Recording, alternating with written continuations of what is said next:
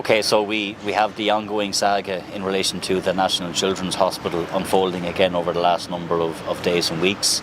It's very clear to everybody that relationships between the board overseeing the project and the main contractor, BAM, are at an all-time low.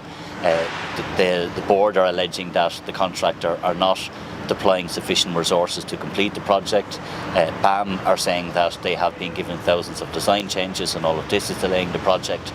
And while all of this is happening and we have the blame game being played out between the board and the contractor, we also know that the Cabinet will be signing off on hundreds of millions of more taxpayers' money. And I've made it very clear to Stephen Donnelly that he cannot be a commentator. He cannot be on the sidelines. He needs to be proactively involved to try and resolve all of the outstanding issues which exist and persist. But he also has to make sure that we get a completion date that we can have confidence in, that he protects taxpayers' money, and that we get some level of understanding of what the final cost will be, but also when this hospital will be open for the children who need it. What do you make of the suggestion that the government should end its relationship with BAM? Well, that's a matter for the government, but I think at this point that's not realistic. Whatever the government needs to do to ensure the hospital is built as quickly as possible is obviously in the first instance a matter for the board and then for government.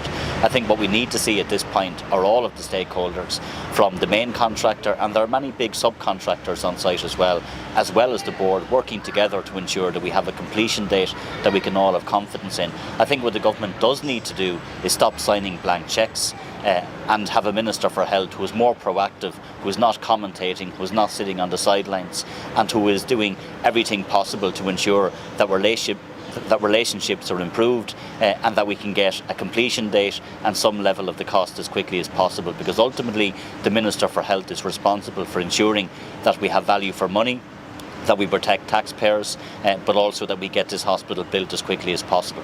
Would you have concerns then if they did end their relationship with BAM that it could further delay the project?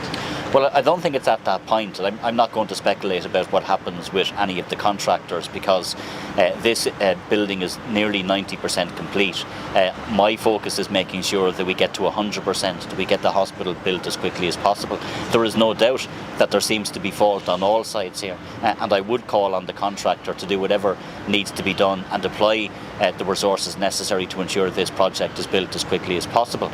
But ultimately, the Minister for Health cannot hide behind the contractor or the board. He has a responsibility to protect taxpayers. He also has a responsibility to ensure that this hospital is opened for the children of Ireland who need the additional capacity and who need this hospital open as quickly as possible. And of course, the Minister needs to do more, not simply commentating and sitting on the sidelines. He needs to be much more proactive.